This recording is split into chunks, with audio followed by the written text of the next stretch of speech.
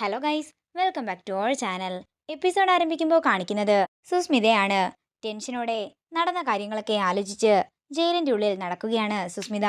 പിന്നീട് കാണിക്കുന്നത് ചന്ദ്രബോസ് ആ വക്കീലിനെ കാണാൻ പോയിരിക്കുന്നതാണ്. തുടർന്ന് കാര്യങ്ങളൊക്കെ പറയുമ്പോൾ അയാൾ പറയുകയാണ്, ഇല്ല, ഞാൻ ഈ കേസ് എന്താണെങ്കിലും ഏറ്റെടുക്കുന്നില്ല. കൈവിഷം, പാമ്പിനെ കൊണ്ട് കൊത്തിക്കൽ, അങ്ങനെയുള്ള ഇൻട്രസ്റ്റിംഗ് ആയിട്ടുള്ള കേസൊക്കെ ഞാൻ ഏറ്റെടുക്കാറുള്ളൂ. ഈ കേസ് ഏറ്റെടുത്ത് എന്റെ വില കളയാനേ എനിക്ക് വയ്യ. ഇത് കേൾക്കുന്ന ചന്ദ്രബോസ് പറയുകയാണ്, സാർ കൈവിടല്ലേ സാർ. സാർ വിചാരിക്കുന്നത് പോലെ ഇതത്ര നിസ്സാരമായ കേസൊന്നുമല്ല. ഈ പെൺകുട്ടി ആദ്യം ഒരാളെ സൂയിസൈഡ് പോയിന്റിൽ നിന്നും തള്ളിയിട്ടു. എന്നിട്ടും അയാൾ ആ പാറയിൽ പിടിച്ചു കിടന്നപ്പോൾ അയാളുടെ കയ്യില് ചെരുപ്പ് വെച്ച് ചവിട്ടി അവനെ വീണ്ടും കൊക്കയിലേക്ക് തള്ളിയിടുകയായിരുന്നു. ഇതിന് ദൃക്സാക്ഷിയായി വന്ന ഒരു പെൺകുട്ടിയെ അവളുടെ തല പാറക്കല്ലിൽ ഇടിപ്പിച്ച് ഇപ്പൊ അവള് കോമയിലാണ്. ആഹാ, ആള് കൊള്ളാലോ. എന്തിനാ കൊച്ച് ആ ചെറുക്കനെ സൂയിസൈഡ് പോയിന്റിൽ നിന്നും തള്ളിയിട്ടതെന്ന് വക്കീല് ചോദിക്കുമ്പോൾ ചന്ദ്രബോസ് പറയുകയാണ്, അവൻ അവളുടെ കഴുത്തിൽ താലി കെട്ടി, അതാണ് അവൻ ചെയ്ത കുറ്റം. ആഹാ, എന്താണെങ്കിലും കൊള്ളാലോ. തനിക്കിഷ്ടമല്ലാത്ത ഭർത്താവിനെ തനിക്കിഷ്ടമല്ലാത്ത ജീവിതത്തിൽ നിന്നും നൈസായിട്ട് പറഞ്ഞു വിട്ടിരിക്കുന്നു. കൊള്ളാം, എന്താണെങ്കിലും കേസ് ഇൻട്രസ്റ്റിംഗ് ആയിട്ടുണ്ട്. അതുകൊണ്ട് ഞാൻ ഈ കേസ് ഏറ്റെടുക്കുന്നു.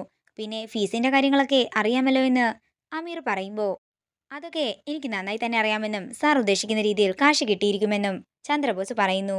എങ്കിൽ ശരി, ഞാൻ ഈ കേസ് ഏറ്റെടുത്തിരിക്കുന്നു. എനിക്ക് ഉടൻ തന്നെ ആ കുട്ടിയുമായിട്ട് ഒരു മീറ്റിംഗ് ഉണ്ടാകണം.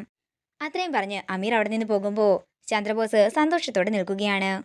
പിന്നീട് കാണിക്കുന്നത് ശാരദാമ്മയുടെ വീടാണ്. രാജീവ് സാറിനെയും തന്റെ ജീവിതത്തിലുണ്ടായ സംഭവങ്ങളെക്കുറിച്ചൊക്കെ ഓർത്തിരിക്കുകയാണ് ശാരിക. അതേസമയം അങ്ങോട്ടേക്ക് ശാലിനി വരികയാണ്. അമ്മേ, ചേച്ചി എന്തേന്ന് ശാലിനി ചോദിക്കുമ്പോൾ അകത്തുണ്ടെന്ന് വിഷമത്തോടെ ശാരദാമ്മ പറയുന്നു. എന്താ അമ്മേ, എന്താ അമ്മയ്ക്കൊരു വിഷമം എന്ന് ചോദിക്കുമ്പോൾ ശാരദാമ്മ പറയുകയാണ്, മോളെ, ശാരിക രാജീവ് സാറിനെ എത്ര അപമാനിച്ച ഇവിടെ നിന്ന് പറഞ്ഞു വിട്ടതെന്ന് മോൾക്കറിയാമല്ലോ. ഒരു ഭാര്യയും അവളുടെ ഭർത്താവിന്റെ കാരണത്തടിക്കില്ല. അവളിപ്പോ അതുവരെ ചെയ്തിട്ടാ അവൻ ഇവിടെ നിന്ന് പറഞ്ഞു വിട്ടത്. എന്നിട്ടും ശാരിക തിരിച്ച് വീട്ടിലേക്ക് വന്ന സമയം രാജീവ് സാറ് അവളെ കാത്തിവിടെ ഉണ്ടായിരുന്നു.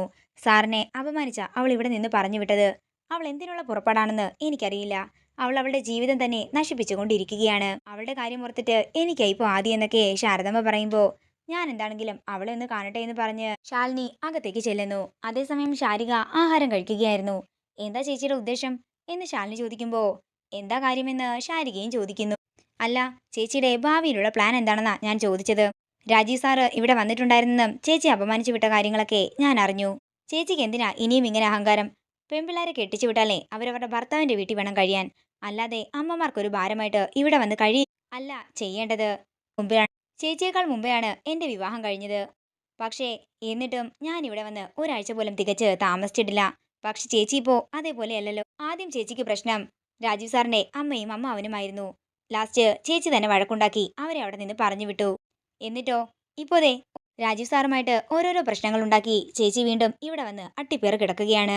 എന്റെ അമ്മ ഇങ്ങനെ തീരി നിന്നത് കാണാനേ എനിക്ക് വയ്യ. അത് ശാരികേച്ചിയുടെ മാത്രമല്ല അമ്മ, ഞങ്ങളുടെ അമ്മ കൂടിയാണ്. അതുകൊണ്ട് ചേച്ചി എത്രയും പെട്ടെന്ന് രാജീവ് സാറുമായിട്ടുള്ള പ്രശ്നങ്ങളൊക്കെ അവസാനിപ്പിച്ച് അവിടെ പോയി താമസിക്കണം.